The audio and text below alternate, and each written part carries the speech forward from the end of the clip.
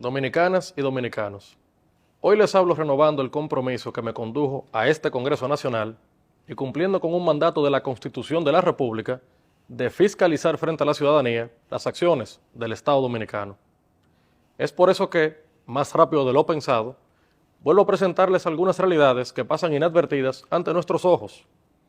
Y es que hace algunos días, en nombre del gobierno, el ministro de Hacienda colgó un tuit compartiendo la idea de que hubo una importante disminución de la deuda del sector público no financiero a un 44.8% respecto del Producto Interno Bruto. En primer lugar, hay que acotar que ese dato tiene como referencia el año 2020, cuando no hay que ser economista o estudioso de la materia para saber que ese año no es usado como referente en ningún indicador, debido a que en términos reales la deuda aumentó en forma extraordinaria y el Producto Interno Bruto se deprimió por la pandemia del COVID-19.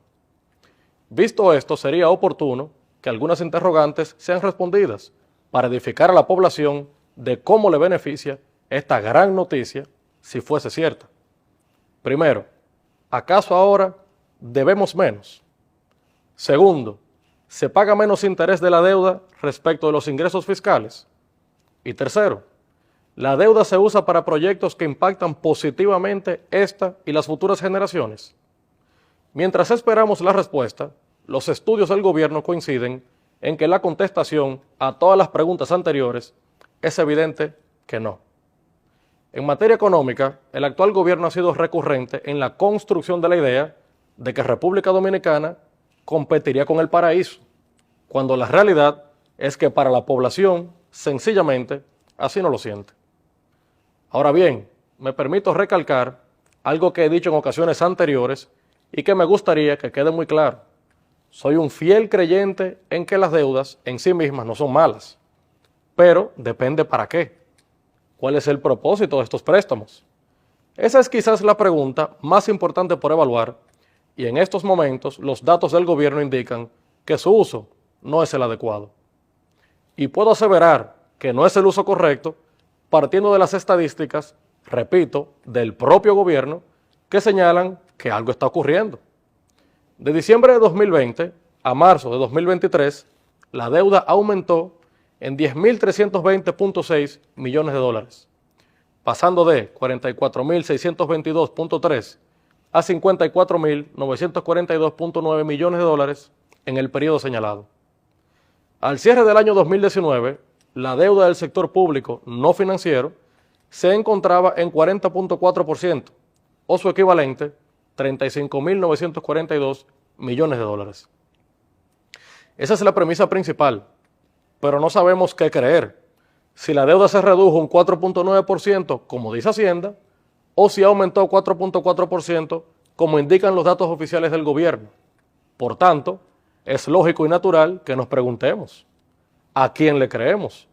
¿Quién dice la verdad? Sin embargo, estos no son los únicos hallazgos. Se ha visto con mucha regularidad que anuncian recaudaciones históricas o récord en la Dirección General de Aduanas y en la Dirección General de Impuestos Internos.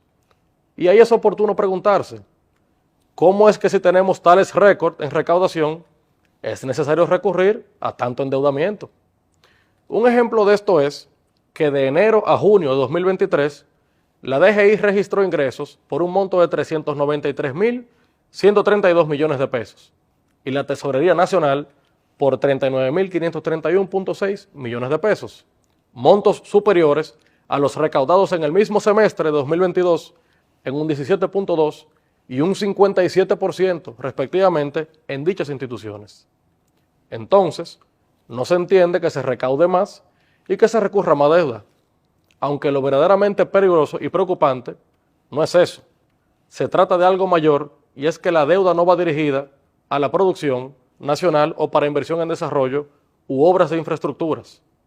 Una parte de esa deuda reposa en las bóvedas de los bancos central y bancos de reserva. Para ser exactos, 378.000 millones de pesos que bien pudieran ser destinados a la reactivación de la aún resentida economía, mientras por el contrario, pagamos altas sumas de intereses que nos retornan al erario. No obstante, el resto de esa deuda se consume en gastos corrientes u operativos del gobierno en franca violación a la ley 6-06 de crédito público, que en su artículo 43 dice, y abro comillas, no se podrán realizar operaciones de crédito público para financiar gastos operativos o de funcionamiento, cierre de comillas. Eso, mis queridos compatriotas, es simplemente muy grave. Pero cuando combinamos las inquietudes de política económica con las dudas sobre la política fiscal del gobierno, todo resulta aún más extraño.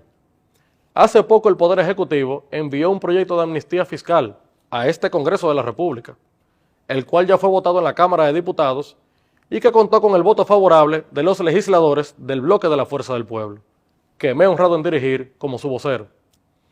Y es importante precisar que nosotros siempre levantaremos la mano para votar por los proyectos que de alguna manera alivien la carga impositiva del Estado.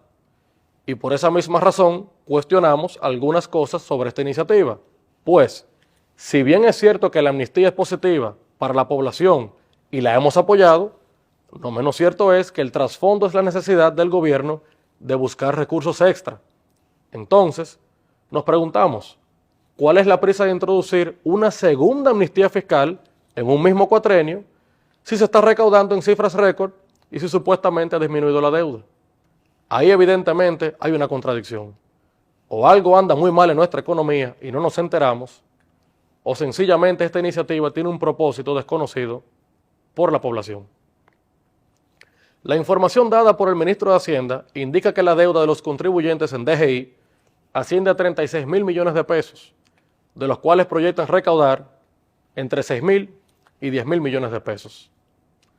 Finalmente, mi exhortación a quienes nos dedicamos a la función pública es que hagamos las cosas bien, con claridad, transparente, de manera diáfana, en fin, llevando calma a la población frente a sus angustias de cada día y ofreciendo lo mejor de nosotros para ayudar a construir entre todos el país que soñaron nuestros patricios, Duarte, Sánchez, Mella y Luperón. Que Dios les bendiga y bendiga a la República Dominicana.